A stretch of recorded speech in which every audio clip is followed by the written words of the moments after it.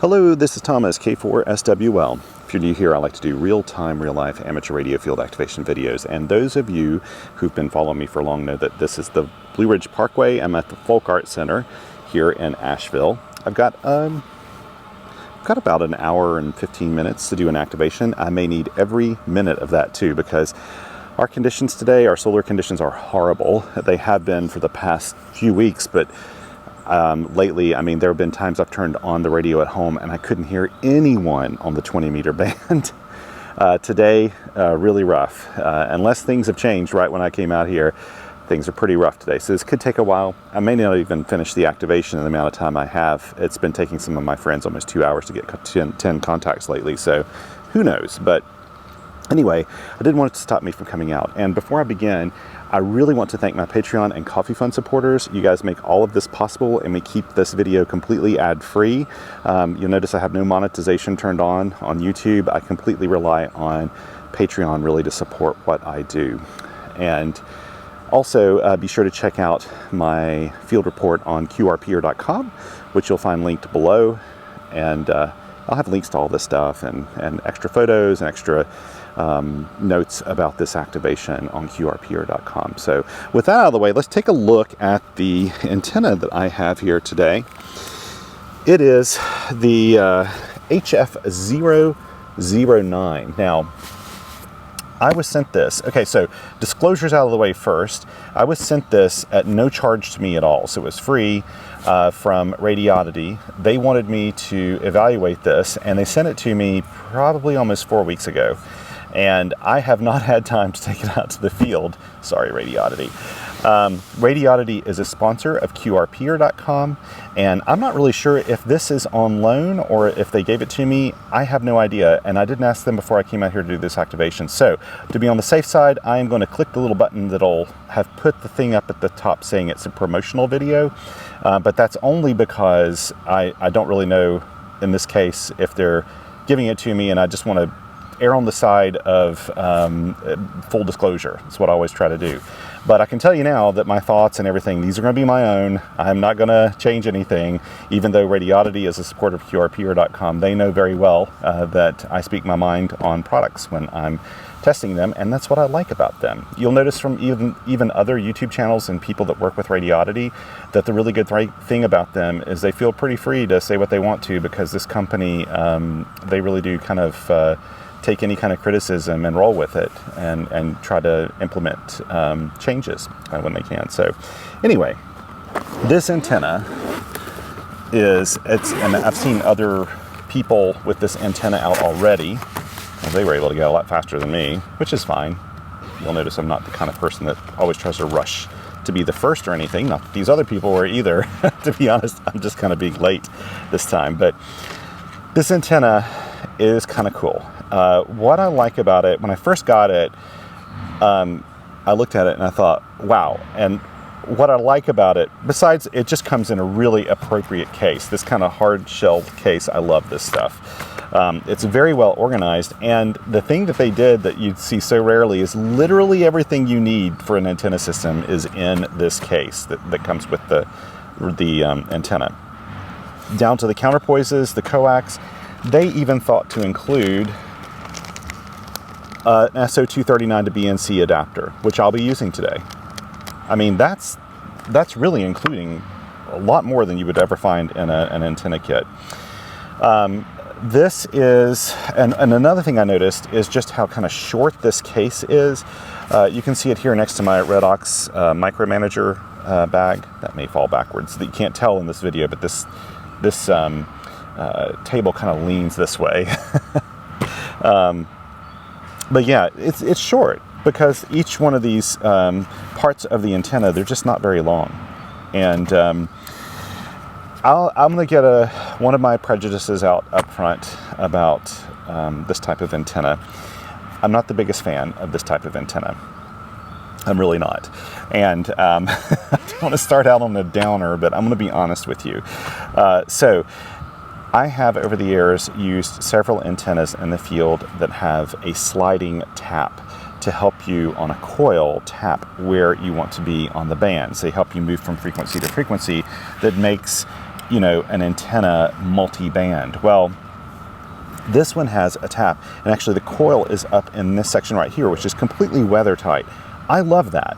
I had a Wolf Rivers coil vertical when I first started really doing POTA in earnest, and I liked it, and I think it's a great company, and I have friends that really swear by and only use Wolf River coils. They're affordable, they're made here, I think in Wisconsin, and they're great antennas, but I just could not get into the coil antenna. I used it for probably 3 or 4 months, and what I didn't like about it is those coils have these really, it's a really wide coil, and when you tap the coil, it's like it kind of snaps into place as you move up and down, but I don't like tuning it. And the reason why is when I go to the field, I don't want to spend time fiddling with tuning my antenna each time.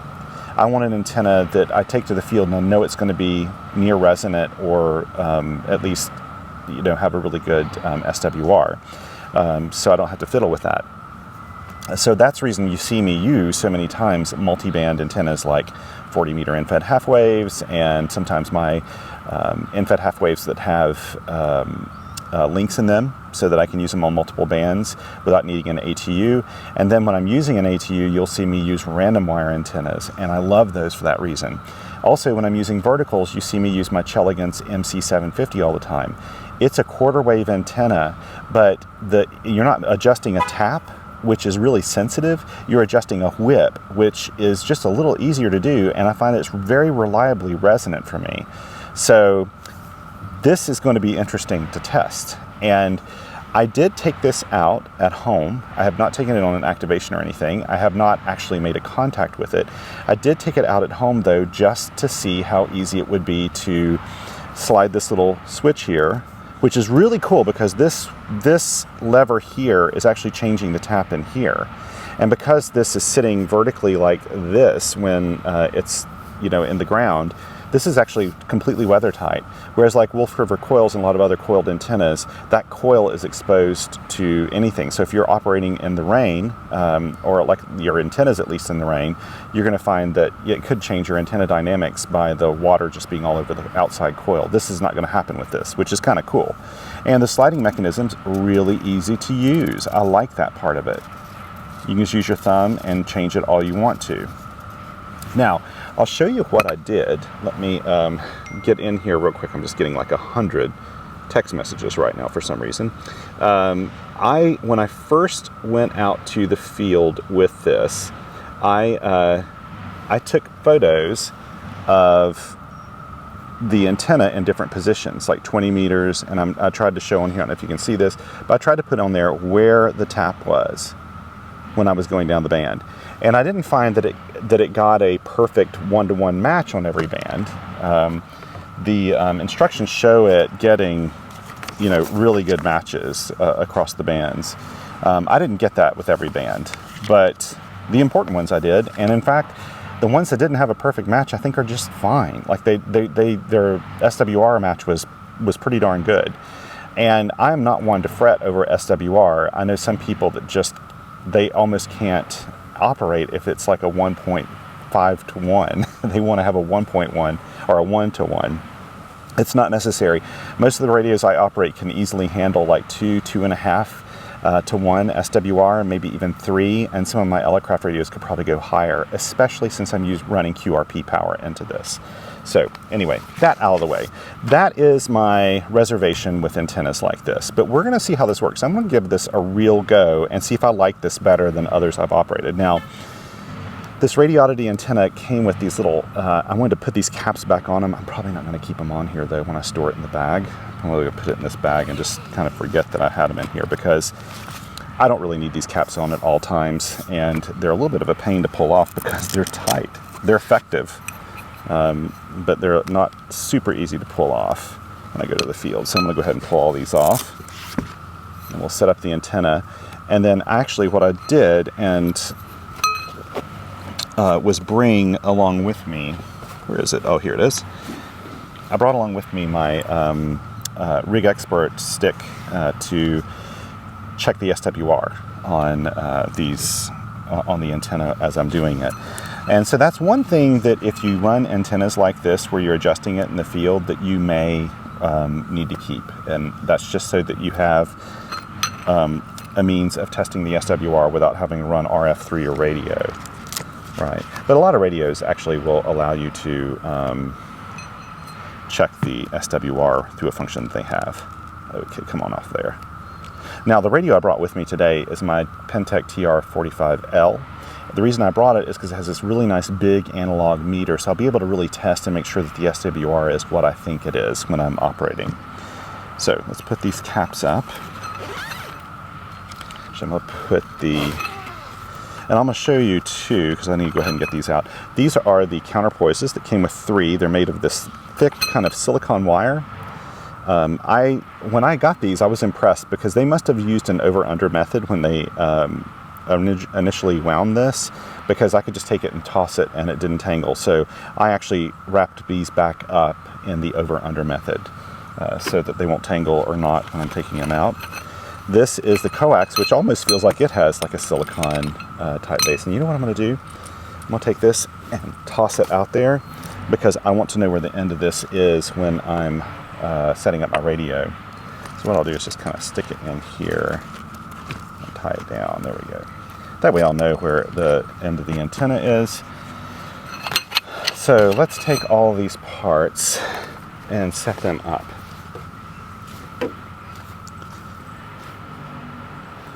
Okay, so first of all, what they do with this is they use a these are metric. Oh, did I leave? No, I got them off. Sorry. These are metric, so they're not going to be compatible with other things that are made here in the States with like imperial measurements.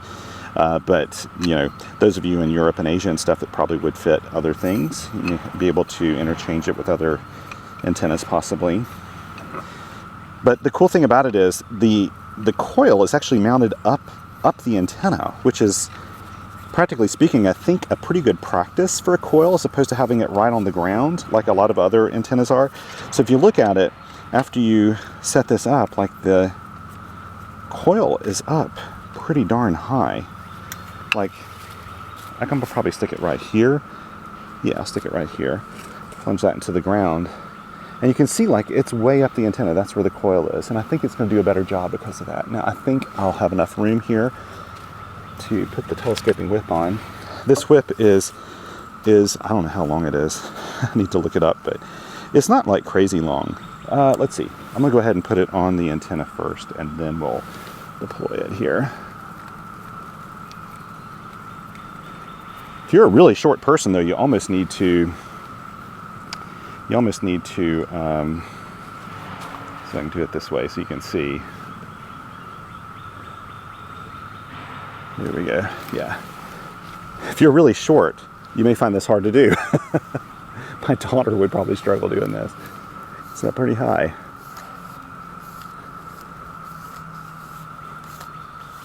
There we go. There we go. Now, since I'm operating, hopefully, 20 meters and lower, I think I can leave that extended all the way up. And let me look. I haven't finished setting this up yet, but let me look at my phone to see where I took photos the other day and see if I can get the get it set up for 20 meters. That's 17. This is 20, and it looks like I did it like right below this first line here. So we're going to move it right about there. Should be about right if I did this correctly. Okay. And now let's get our counterpoises. I need to find a flat spot to put this so you don't fall backward. Not easy here on this ground. Okay, so I'm gonna do these ties. I still have these ties, and I'll probably, I don't know, maybe I'll keep them with this. Okay, so it has 3 counterpoises. I'm gonna toss one that way. That went straight into the tree when I did that. Interesting. I couldn't have done that if I wanted to. And they fasten in at the bottom of the antenna at the base in these little holes. These are like little banana plugs. Sort of like my Chelegants. Here we go. There's the other one. I'll straighten these out. I do want them to be, I don't know, when I'm using an antenna like this, I kind of enjoy having the antenna radials or the counterpoises, whatever you want to call them, deployed properly.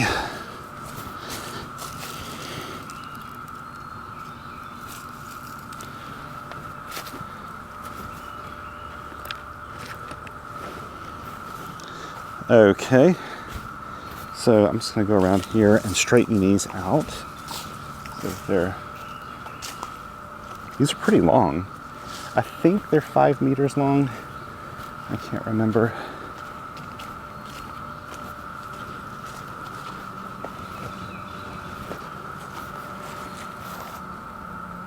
And by the way, if this is your first time watching my videos, you may notice that there are no edits in it.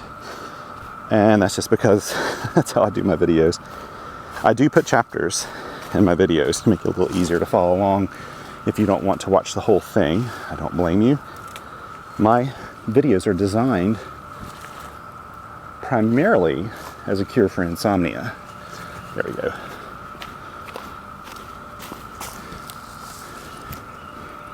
I mean, this is a nice touch to put coax. I have no idea if this is like super high quality coax. I'm guessing it's decent because it feels good, but it's a nice touch to put that in. There's another cap I forgot. So we'll put this in at the base. It has an SO239. There we go.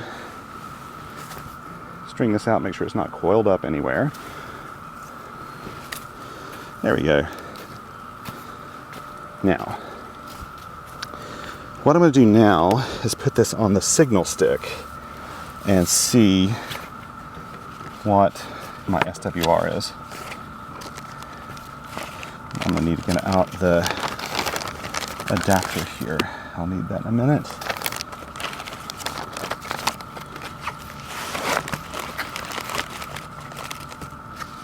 Let's see, I guess I can leave these little things in here. Okay, so now the signal stick has an SO239 on it, I believe, right? Yes.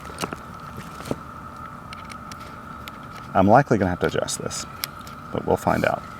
So, let's turn this on, and I'll go to, I guess, ham. That's 60 meters. I don't want to be there. Now, I don't use this often enough that I'll have to remind myself here. Okay, 20 meters. Ooh. That's really good. 1.2. I'm going to leave it there. That's across the band, and I can't tell that's starting. So it's 1.03 at 14.13. That's probably going to be fine for what I'm doing here. So we'll find out when I connect it to. So that was pretty reliable. Okay. I'll turn this off now. We'll put the adapter on and we'll give the TR-045L a go.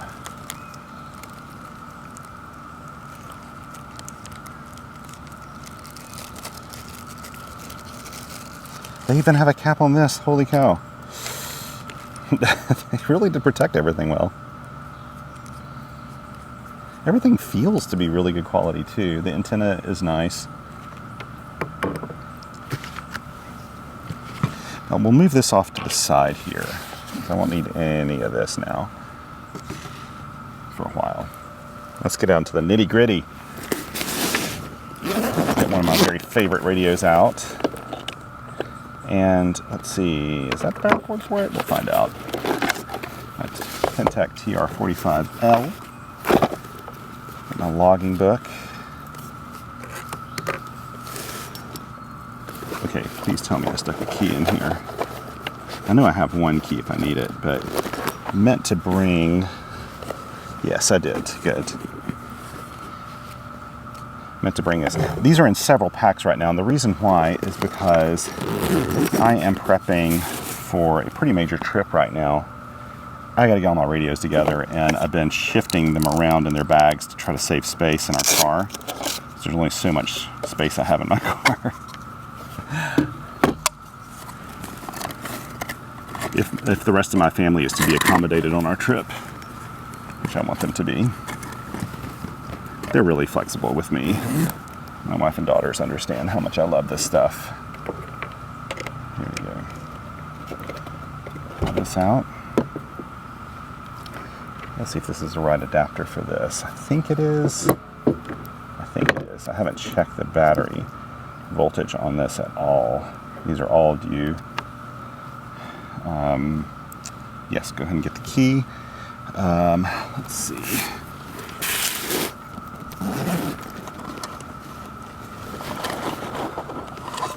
Let's grab the key cord. Okay, stand up. There you go. So I'm going to put it in key first so that we have a straight key kind of configured here so that I can test the SWR better. Whew. Man, it is warm today. It is warm. So let's check this first. Turn this guy on. Notches out.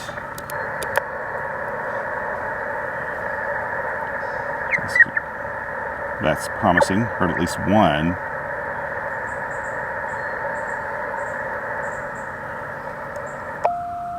Okay.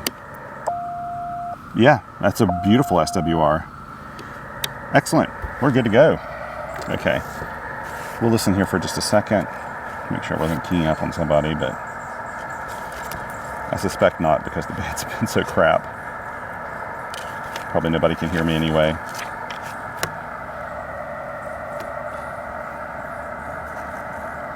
Okay, we are at, you know what I'll do is go ahead and start this. Whoops.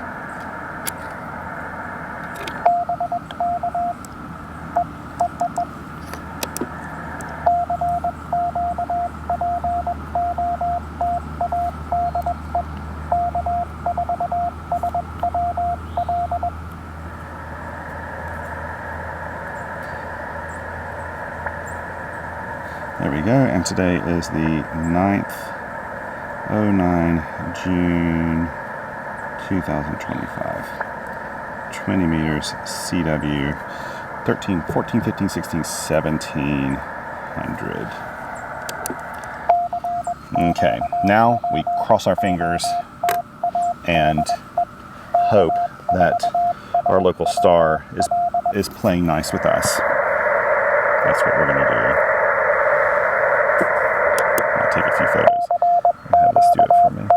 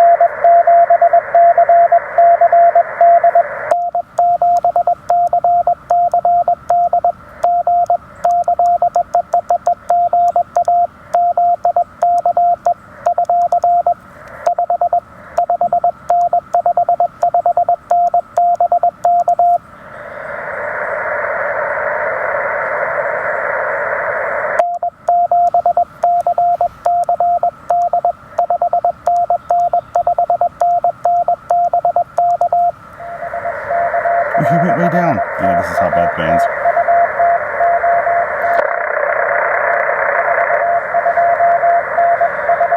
529.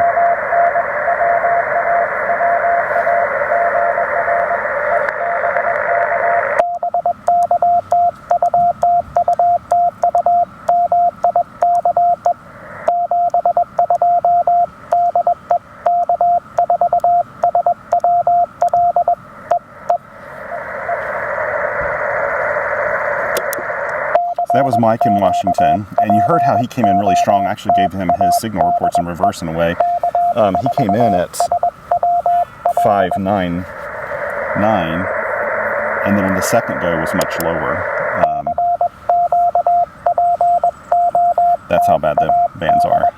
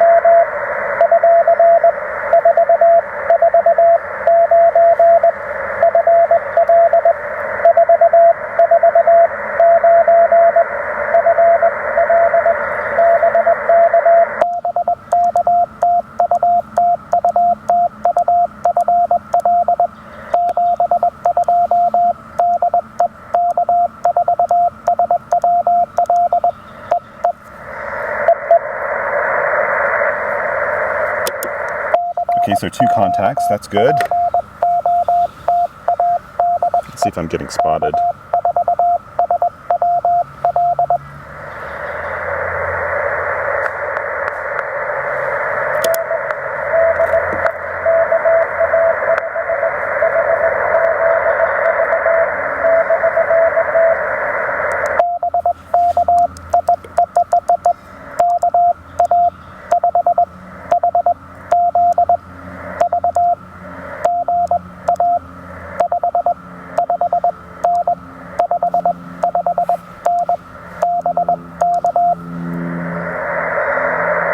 Did you hear me there, buddy?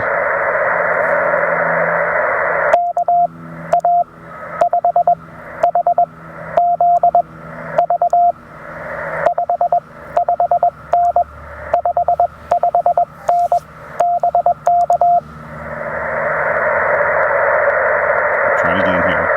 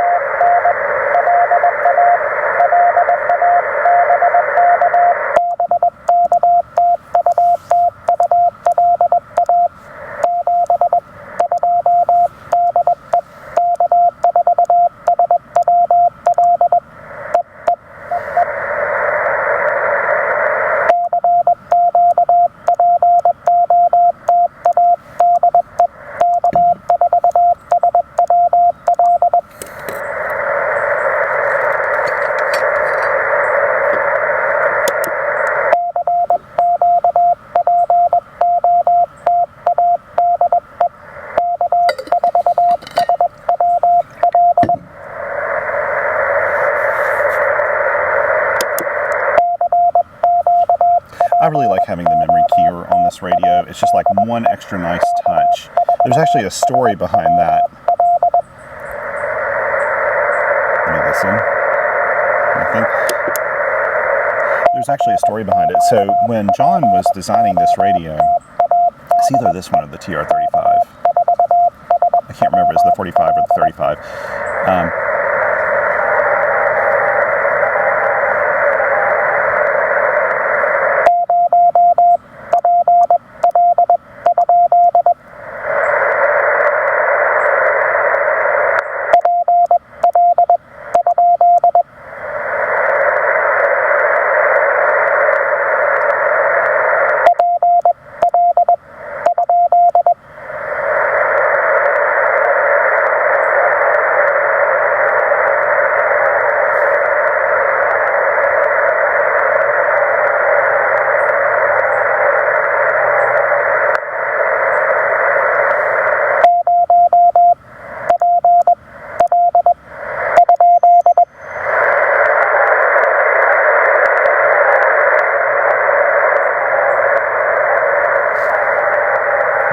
Gotcha. Thank you for giving me the AE a few times.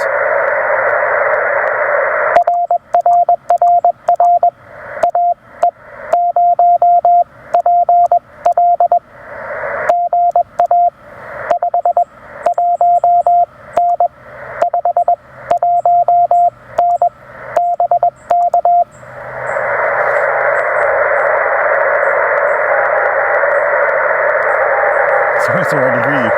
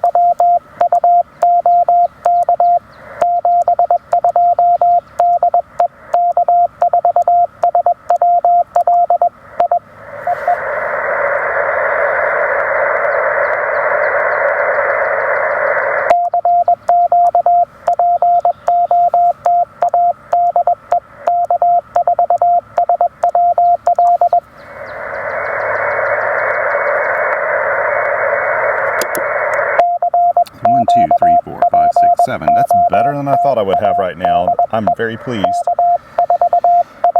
The bands are rough.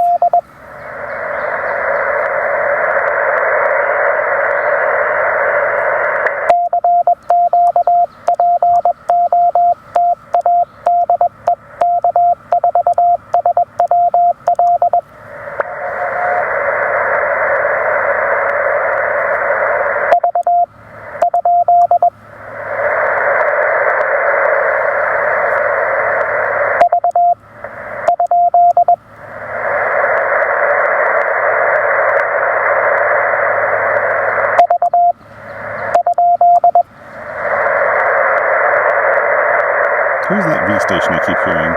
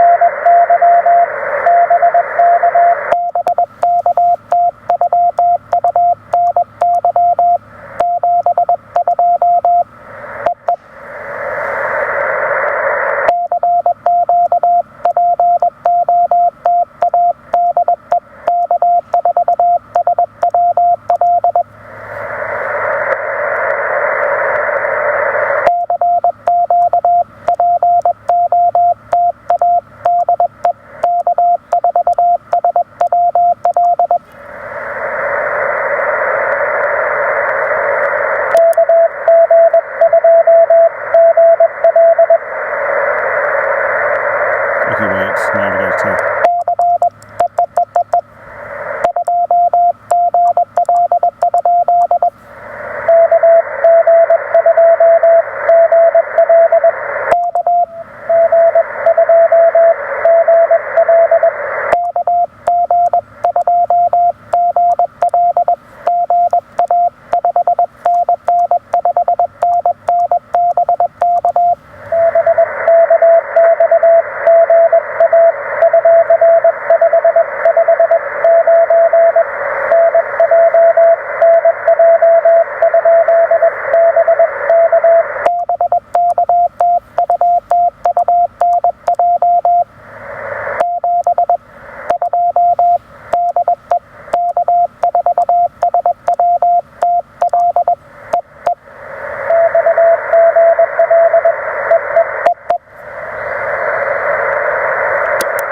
Okay, So this memory here was not originally built into the radio. Sorry, that was a long pause, wasn't it, before I started talking about this? It wasn't originally in there, and John was trying to keep this radio super simple, right?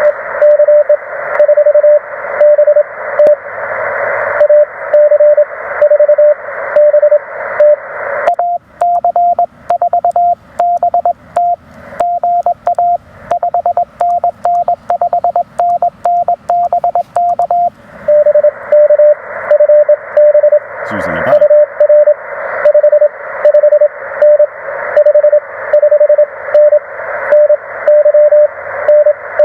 A lot of New York today.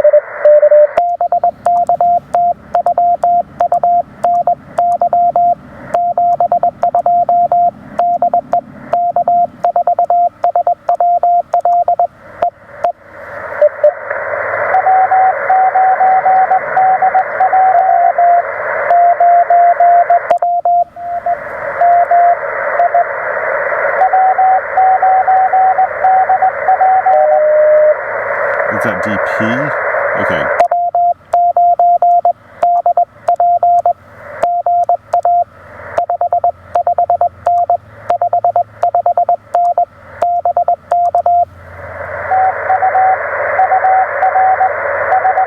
Gotcha, buddy.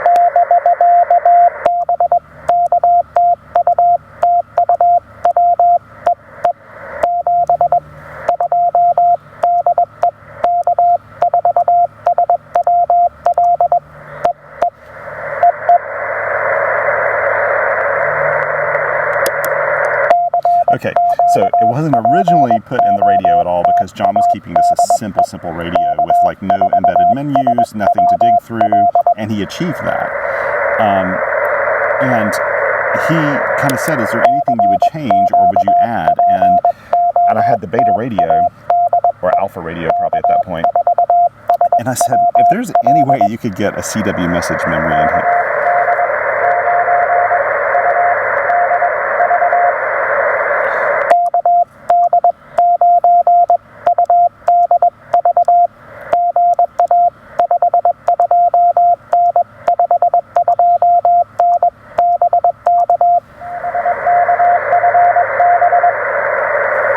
I do not mind contacts interrupting me.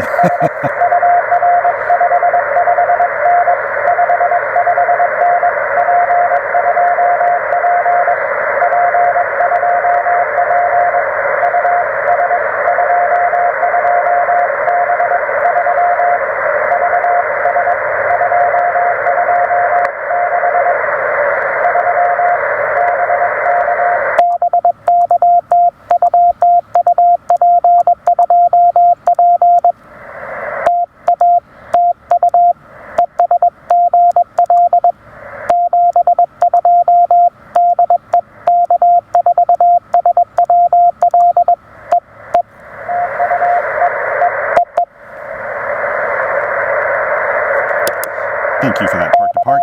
So he kind of wrote back and he said, you know, I think I can. And he added this button here, or this two-lever two-way or three-way switch.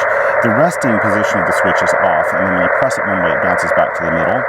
And so you press play once, you hit that.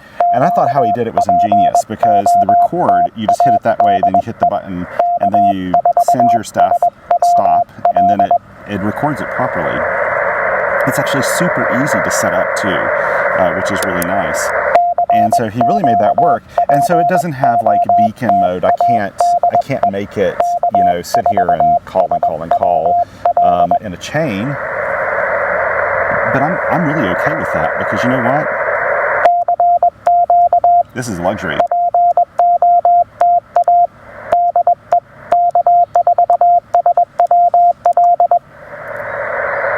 Man, I gotta say, so far, this antenna's kicking butt. I mean, you can hear what the conditions are like. We got 1, 2, 3, 4, 5, 6, 7, 8, 9, 10, 11, 12, 13 contacts already. And I'm going to move bands here in just a second. I'm going to call CQ a couple more times and then we'll QSY to somewhere. I don't know where. Maybe we'll go up to 17 meters. I don't know what'll be more active, above or below. Did I do it? So I'm going to do one more.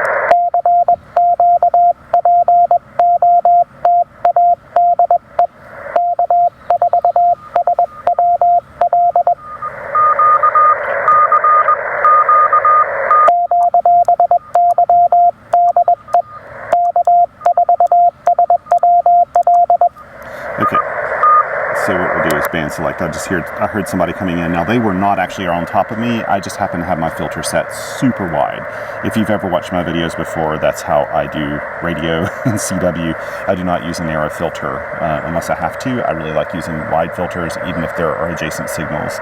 But I won't do it normally if there's another station calling CQ PODA, because then that just gets a little confusing hearing that. But if it's just a rag chewer or something, I don't care if I've got that in the background. I let my brain kind of tune that out. And I think it's not a bad practice in general. But so far, man, that antenna, and see, it's not super tall either. You know, it's not like even hitting these branches, because I like to be under this tree over here. Okay, so let's see. Do I want to go on 17 meters? Let's try 17 meters and see. Now, let me look back and reference my notes here. So 17 meters is here. So let's open that up and look. And that's basically at the very top little point there. So let me get over here and we'll try it. And what I'll do is not use a signal stick. We'll just see if it works. Okay, so move this up to right there, I think is where it was last time. And I didn't have to change. I think once you go to 17 meters and above, you have to like shorten the whip. Maybe I should be shortening it now. I don't know. Let's see what kind of SWR we have. Okay, so let's move this into the key position.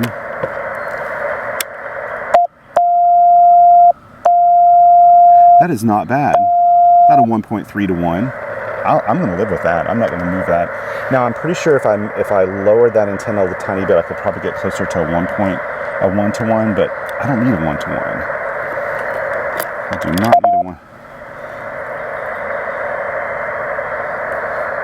But boy, I'm telling you, I'm not hearing a whole lot here, so we'll see. Let's go ahead and start calling CQ. I'll put 17 meters here a bit. But I'm not so sure we're going to ever get anyone. Okay, let's look here on PODA app and see.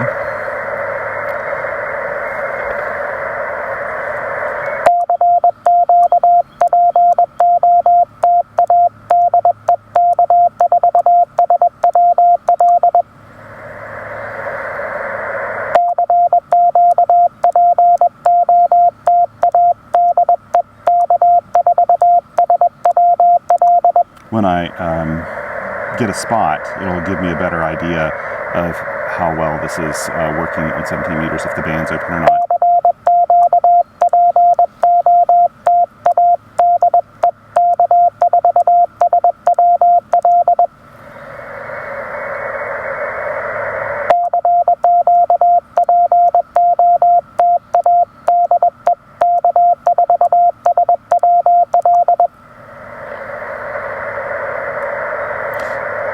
It's not picking me up at all.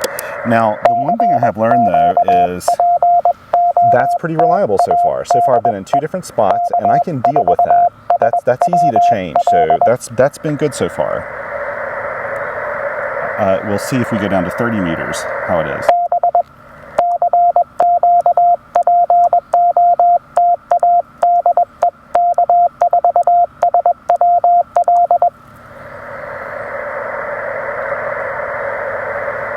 take some pictures here.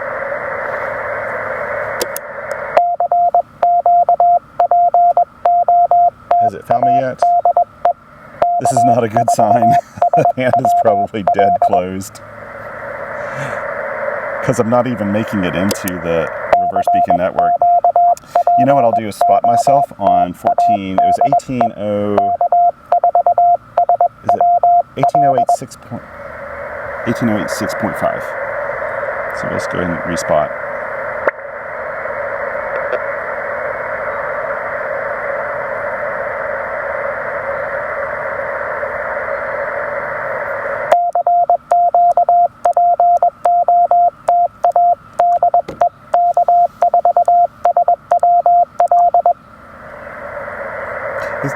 This is a beautiful day to be outdoors.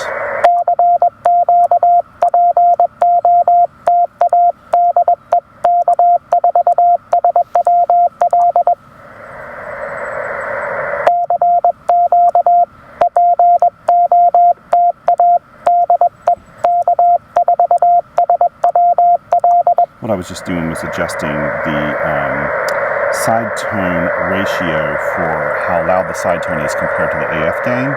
So the side tone is not constant in that, so I can quieten it down, but I also quieten down the background noise. But if I put it here and then turn up, because right now we're probably weak signal listening, so I want to have the side tone down a bit, so it's not overwhelming while it's sending. And then when it comes up, after it finishes, you'll hear the gain come up a little bit. There we go. I don't think I'm going to hit anybody on 17 meters today. But what I love about this radio is that's so easy to change. There's like a knob and button for everything, or some kind of push button or a toggle switch or something. All the important stuff. See if it's refreshed this. No, I'm not getting, this band must be absolutely dead. I'm not even getting a reverse beacon network spot off of this.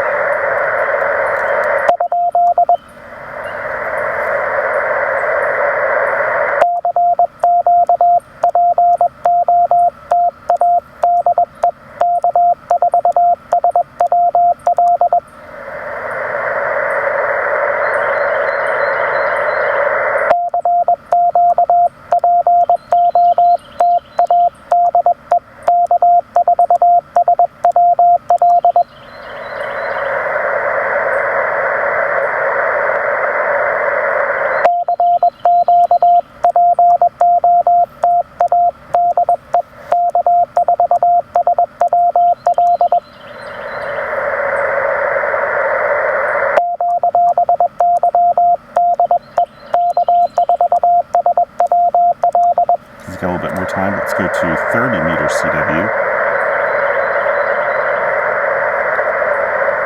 Okay, let's try that. Now, let's see. Has it ever spotted me? No, it never did. That must mean that the 17 meters band's probably closed out completely. So let's see here. We'll go down to 30. If I don't get anything on 30, then we'll go back up to 20 and hunt a little bit. And I've got my activation done, essentially, but this is not a bad day to support other park activators. So what do I need to do? Oh yes, I need to go back to my go back here and go down to 30 meters, and let's see where I set it up for 30 meters. So 30 meters is 1, 2, 3, the fourth one down on this thing. So let's go down. So 1, 2, 3, 4, and it's like right there is where that is supposed to be, right there. I don't know if you can see that, if this will focus in on that or not, but okay. Now let's check the SWR. Now, what I may have to do is use the Rig Expert. As you go down in frequency, when you have an antenna this size, usually that's where it's going to get a little more finicky and higher Q and all that, I think. So we're going to find out here. Let's see. Yes. So Let's move this key. Move to the band. Oh, what did I shot right past it. Okay, let's see. I'm not hearing anything there. Let me do one quick check. Since 30 meters is usually not as busy, I'm going to go over here to the band and select 30 meters and see how many people are on it. Somebody in Minnesota, somebody in Wisconsin, or in Indiana, and they're not on this frequency. Let's try,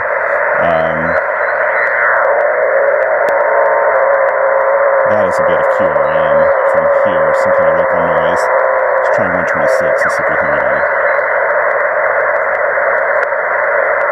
That's in Minnesota. Boy, that's low. Oh, I haven't checked to see what my SWR is. Let's move off frequency here for a second. Key. Okay, let's see. Reverse. A 1-to-1? About a 1.1-to-1. Okay. I'm impressed. So far. That's impressive. Maybe it's just coincidence, but so far it has been right on where I tested it at home. Now, I did spend probably 15 minutes trying to find the best spot on that slider switch using my rig expert back home. So I'm making this look really easy right now, but I did put in the legwork up front to try to find that spot.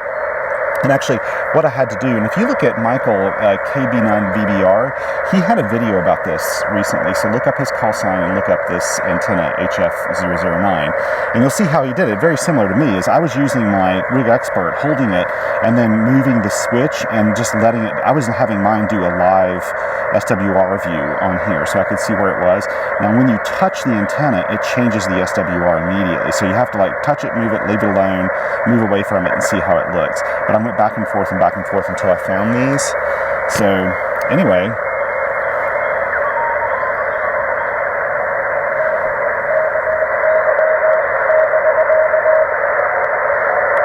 was way in there.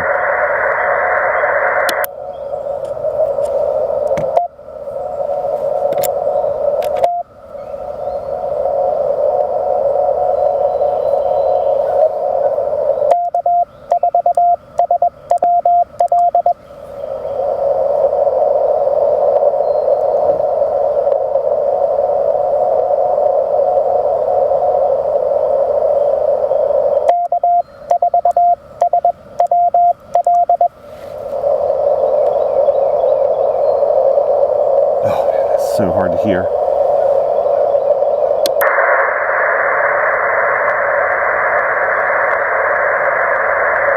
It's so hard to hear.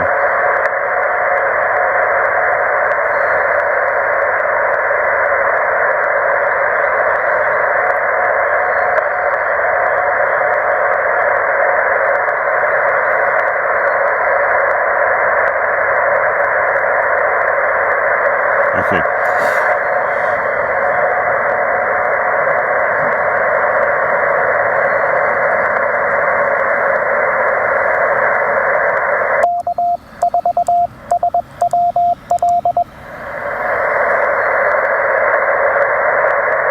We're going to have to move. Let's move to 113. I didn't hear anybody there before. Or 112.5.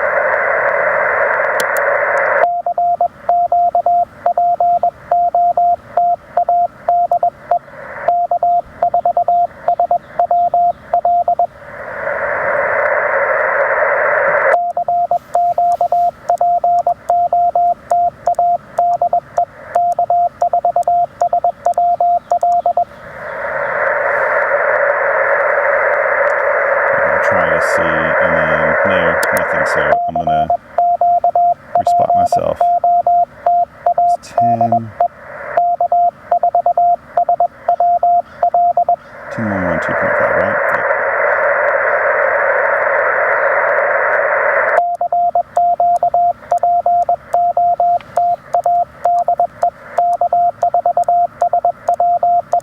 Beginning to believe that the only band with a little life in it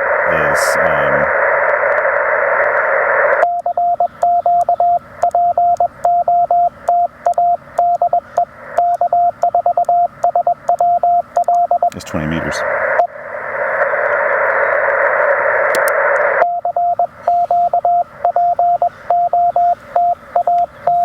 Still no reverse beacon network spot, but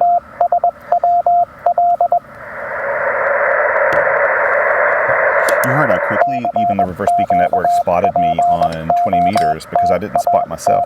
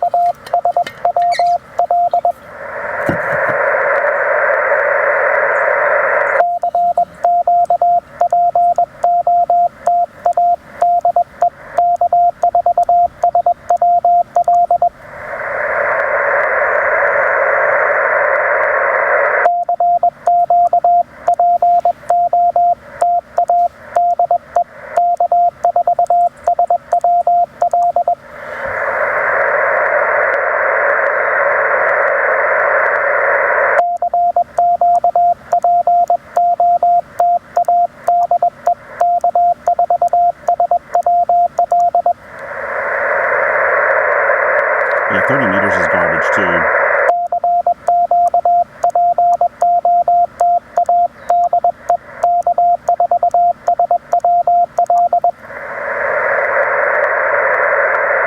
Okay, so right now I'm feeling a bit like the most productive use of my time would be to go to 20 meters and hunt a few other parks if I can hear them. So, but I want to try out 40 meters first just to see if I can get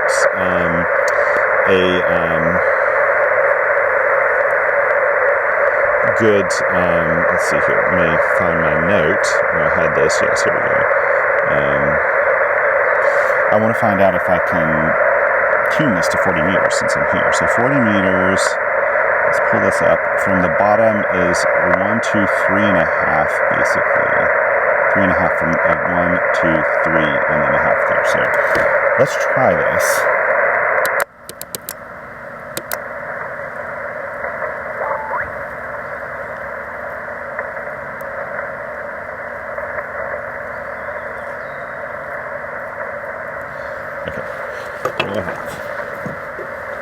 You may hear the audio come up a little bit when I do this.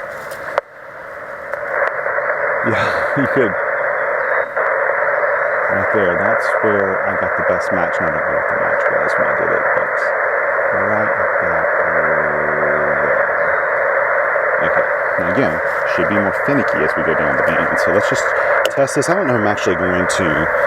I'll see if there's anybody on 40 meters and I'll try to chase them, but I don't know that I'm going to call CQ here. I have a hunch if 30 meters is closed, 40 meters is probably closed as well. So, what am I going to do yet? Forward. Very respectable, 1.4 to 1. So if I tweak that a little bit, it'd probably get better, but I would 100% operate. I mean, the VSWR light is not even coming on here because the radio is so happy. So, okay, that's impressive. That's very impressive. Let's see if anybody's on 40 meters right now. Now, normally I could just tune around and listen, but to be honest, things are so poor right now that other people may be really quiet. Somebody in Germany, there's no way. Somebody in Oregon, there's no way. North Carolina, 7074. That's FT8. Somebody in Great Britain, Indiana on 44.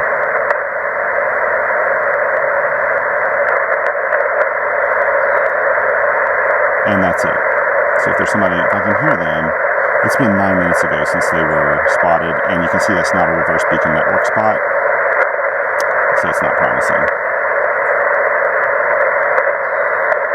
Okay, we're going to move back up to 20 meters, and let me remind myself where I had it on 20 meters.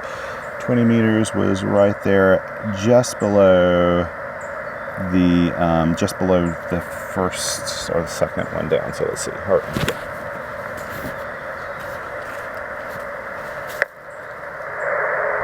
And hear the audio come up on the radio from here. Okay.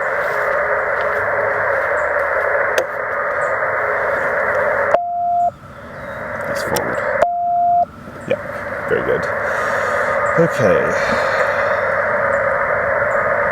Okie doke. Here we go. Let's see if we can hunt a little bit here on 20 meters before I pack this up. I'll have to get out of here before long. So let's move this to mode CW, band 20 meters. And now we're going to look through here. I'm going to put hunting.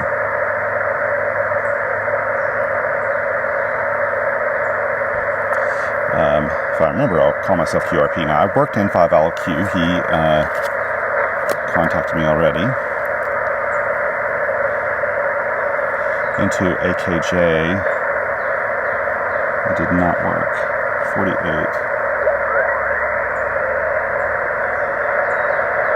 Oh boy, if that's them, that's going to be a tough one.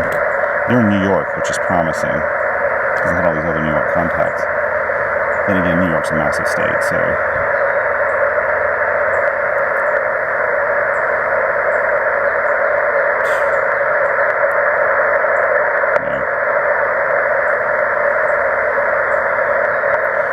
Let's see. Oh, Wayne National Forest.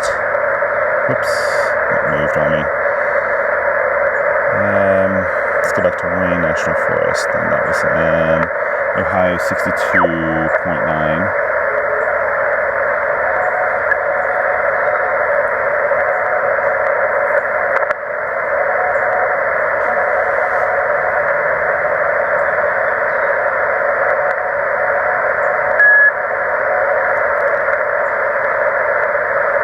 Oh my goodness. I think that was the hunter and not the activator. Maybe? I don't know. Maybe it was an activator? Holy cow, look at this. G4 was the one they got the reverse beacon network spot off of. That's some strange propagation. 20 meters is a little close for most of Ohio.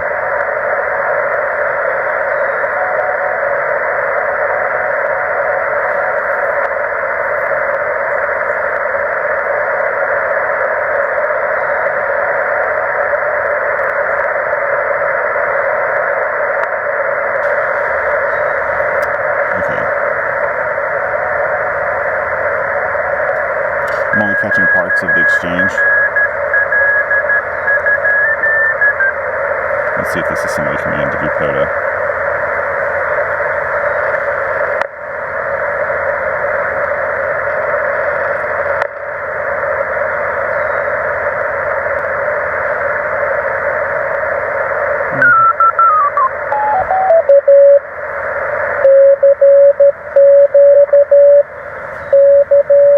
This sounds like our general CQ call.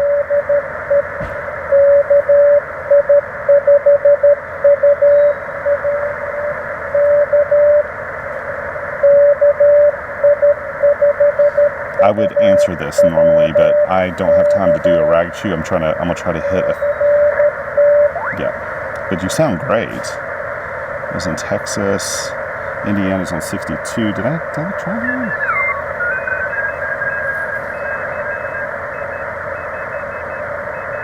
Oh, I tried that one already. There's California on 67.9.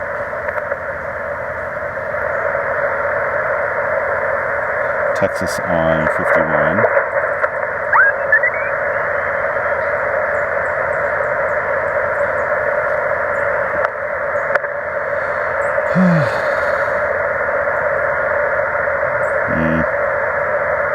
I got Indiana, I got California, 54 Rhode Island.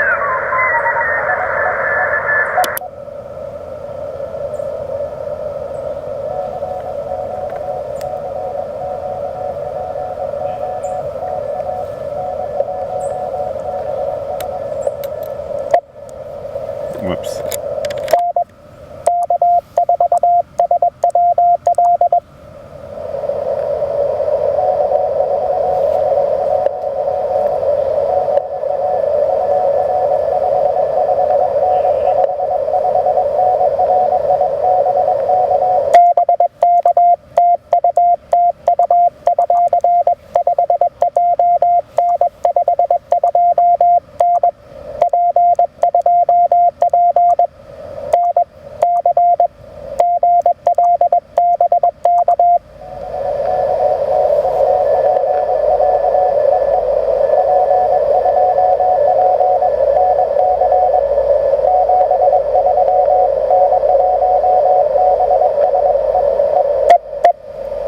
There we go. That was that was nice. Okay, let's see. Where are you in OBS? There we go.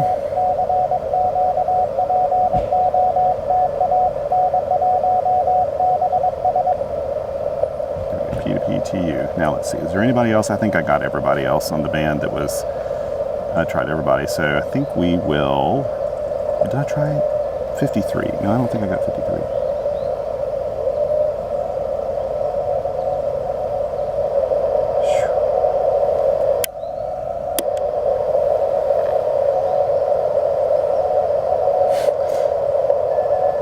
Ham Radio Workbench crew, our group text message that's just lighting up right now. They're having a conversation about something, so I'm just getting text after text. Okay, I think we have come to an end here. I need to pack up. Yep, go grab my daughter. So let's see here. Let me make a couple more photos. I have to think about my photos for the website, also for the header image, all this other stuff. I do all this in real time. I'm not doing this later. So you get to hang around and watch how the sausage is made. Let's go over here and take some photos of the antenna. I don't want to forget to do that either. But I've got to say, I'm pretty impressed with this antenna. I really am. This has been, so I even retuned to 20 and it worked really well. And it was easy to set up, super easy to set up. It's a really nice package, so I don't know. Maybe this will change my mind about coil antennas, at least this one.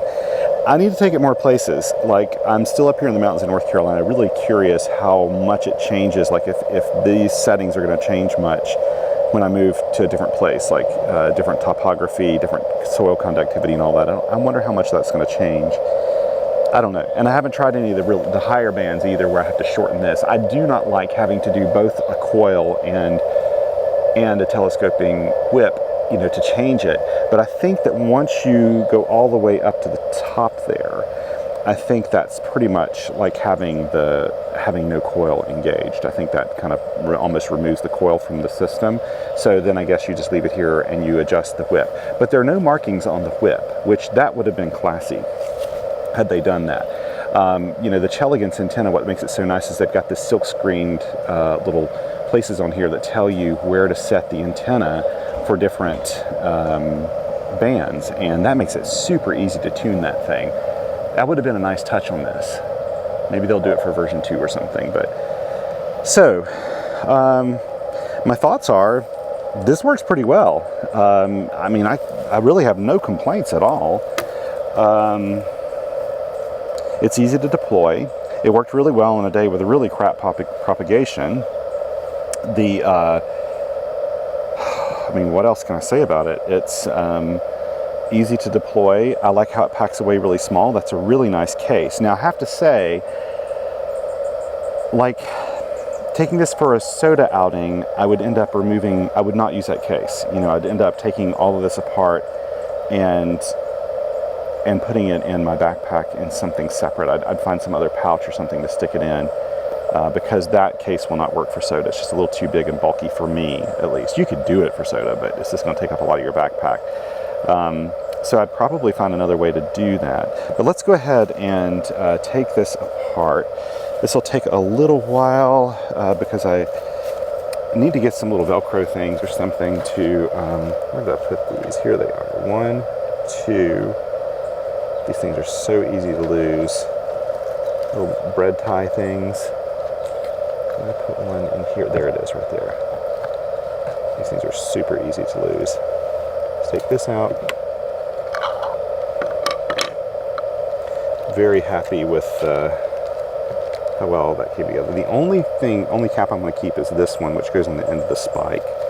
The rest of the stuff can stay here. So let's grab these from here on the table. By the way, this is a sun hat I've been wearing. It's actually a canoe hat, and I like it because it folds like that and folds up into nothing, and I can stick it in my backpack and have it there all the time. I'm fair-skinned, so being a ginger or whatever you want to call it, I've got to really watch the sun, and so that matters to me.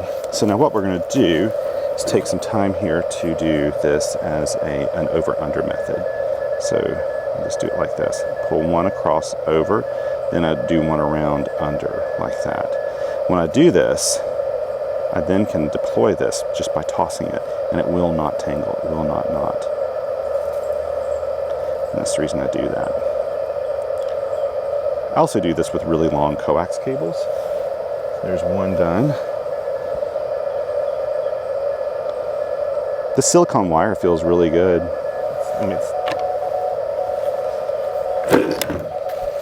Whoops, okay, let's turn off my radio for one thing.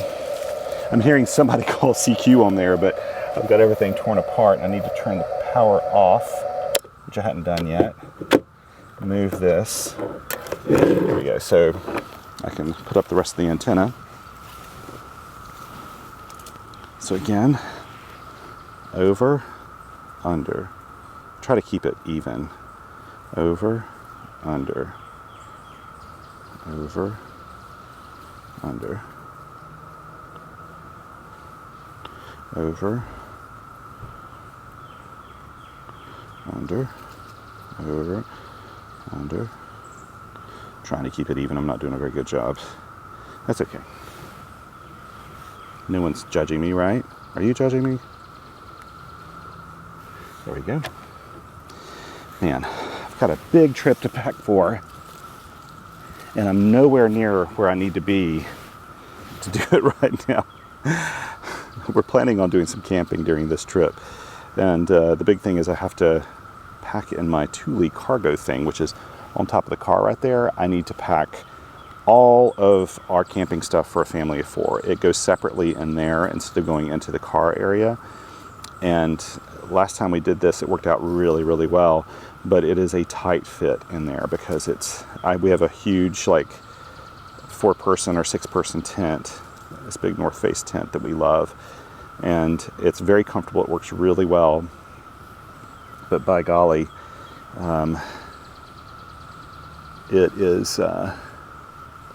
it's tight when you get everything in there, plus our cots. I like sleeping on a cot when I'm in a tent, and we have 2 big cots, and then we have 2 smaller cots that are more like backpack cots, and they both work really well. But okay, let's disconnect this.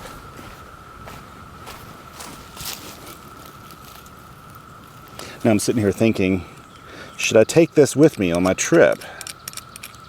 And the temptation is to say yes, but I've pretty much already plotted out what I'm taking antenna-wise, which is going to be very much wire antenna based. I don't know that I'm even taking my Chelegance antenna because I don't have a lot of space to carry anything extra. And so I'm taking my podopole, what's it called? Taking my podopole so that I can basically make a makeshift vertical, like a random wire or something. This didn't have any wrap around it. I'm gonna leave the BNC on it and just take it off if I don't need it. That works. Now, let's lower this first. There we go. I'm just going to pull that thing up out of the ground. It's not a huge spike for this, but it seems to work really well. I don't know about, and it's sharp too, for the most part. So let's take this apart. Take this off first. I'll arrange these things in here after I do this. This is the exciting part of the video, right? Yeah, so I don't think I'm going to take this with me, and the only reason why is I'm not taking any extra. Wire antennas are so easy to pack, and I know the parks I'm going to, some of them in Quebec, I know some of them, and usually I have access to trees, so usually that's not an issue. This is the only one I'm going to put on, is that one right there. So that shouldn't be a problem. Let's see. This is, that's right, the big side goes in here, if I remember correctly. And then this one, each of these extensions goes in here. So I think I can get away with having wire antennas. And then when I need a vertical, I can use my POTA 20 pole with Mike Roberge's really cool spike, and then I think this is how I did it last time. I think that's how I did that. That looks right.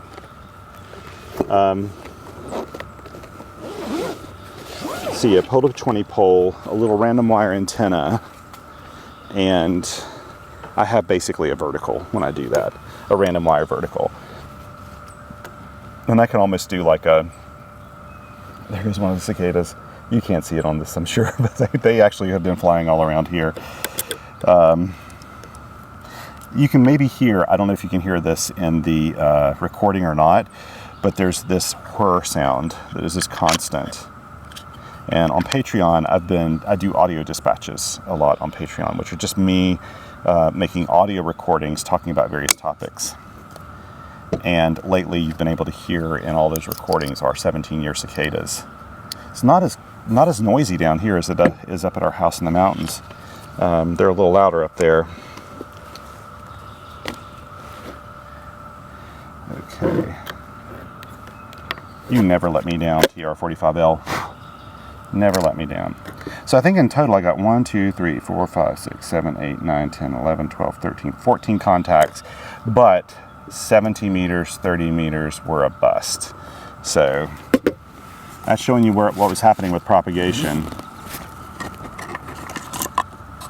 It is dismal right now, man. It is dismal. I'm a little concerned about how it's going to be in Canada. Now, when I'm in Canada and I'm using my Canadian call sign, which is VY2SW, Victor Yankee 2 Sierra Whiskey. When I'm up there using that, not as many people have that in their ham alerts. So people always tell me like, oh, you know, so many people have you in ham alert, and that's the reason why you are, it's so easy for you to do activations sometimes. Well, it's not always the case. Like last time I was in Canada, like nobody knew that call sign because that call sign had just been assigned to me, you know, just shortly before I was using it, because that's when I took my Canadian license exam and passed it. Was in 2022 when I was last there. And why is this here? Oh, yeah, it's for the other. And so not many people had it, and and we had some poor propagation some days. There were a couple days it was a struggle, but I didn't really have an issue getting my activations done.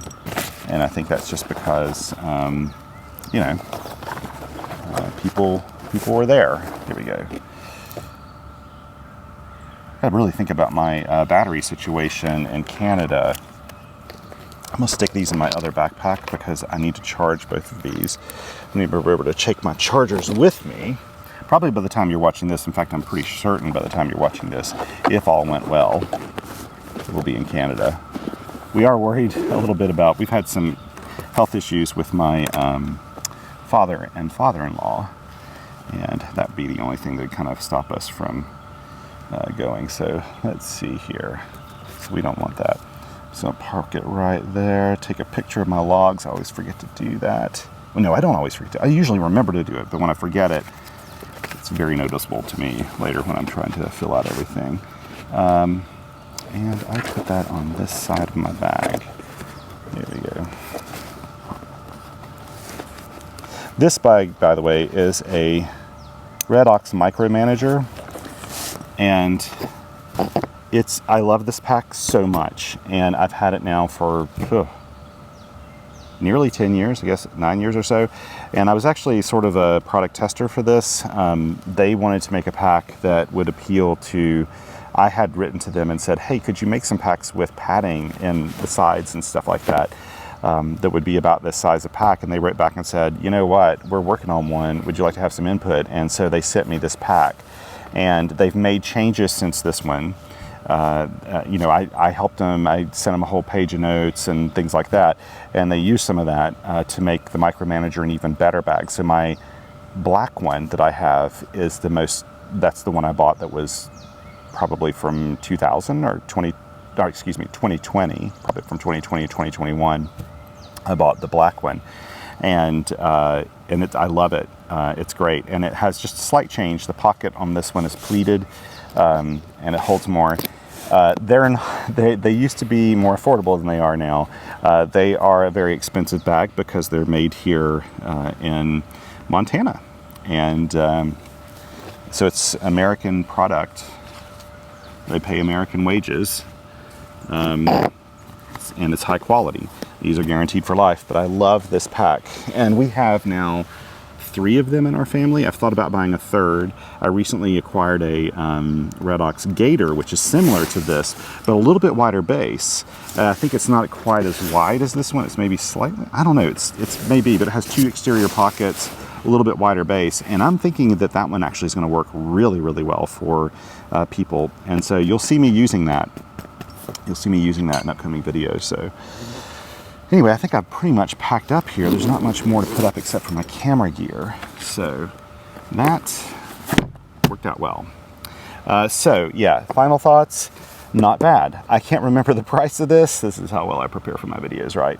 I can't remember the price of it, but I think it's like, well, I don't want to say. I'll probably put it in the video, but you can buy this and save a little bit, like 5%, by using my QRT affiliate code as well. So Radioddity is not only a sponsor, meaning they sponsor QRT, or they pay us to have a little ad on QRT and support the community, but also they are an affiliate with us, so that we get a little percentage at QRT, and you get a discount when you purchase it through our link. If you like coil antennas and you want an antenna that you can use without a tuner, this may be a really good option. Now, the one thing I would say is if I had a radio that didn't have an SWR meter in it, I would definitely want something like, you know, like a little signal stick or something like that, or some kind of little SWR meter. And there are a bunch. Like there's one I have from 4-State QRP Group that was affordable, and it was a kit at one point. Just take a little SWR meter just to double check and make sure that your SWR is good, because these antennas are kind of higher Q, like they don't have a super wide bandwidth, which is fine, but it just means you may need to tweak it a little bit, and it'd be good to have an SWR meter so you can see what you're actually doing. But yeah, I really like it. That's impressive that it did that. Maybe it was a fluke. We'll find out. I'll keep using this. But anyway, thank you so much for hanging with me here today and listen to me ramble on about this. I'm really pleased with this activation. I'm pleased that we actually just got the amount of contacts we did. I was not certain that was going to happen, and so super happy about that. But now it's time to pack up. Thank you to all of my Patreon and Coffee Fund supporters again. You guys make all this possible. Like I said, I turn off my ads on YouTube because I can't stand ads myself, and I'm not going to put them on my YouTube channel. Patreon supporters actually they also get a copy of the video that I put on Vimeo, which is a video platform that I use not only as a backup for all of my videos, but my Patreon supporters have links to that. And not only is it ad-free, but you can download those for offline viewing if you want to. In fact, you can keep your own archive of the videos if you want to through Vimeo. So I make that possible for Patreon supporters because they're the ones paying for the bandwidth for that. I would make it available to everybody, frankly, but I can't because the bandwidth costs would be crazy. So that I actually pay for the bandwidth, unlike YouTube, which uses ads to support that stuff. Vimeo, I pay for it directly. So I thank you all for doing that. And our trip that's coming up, that's another thing that Patreon supporters make happen for my family. All that goes into our fun money for the family and more activations and traveling around and stuff. So thank you all for everything you do. And even if you're not a Patreon supporter or Coffee Fund supporter, I am fine with that. If you're trying to save up for your first transceiver or something like that, don't worry about me. I'll be fine. The main thing is be a kind person on this planet, okay? And we're glad you're here. We're a better place because you are in this world. Thank you. And until next time, everybody, 7 twos.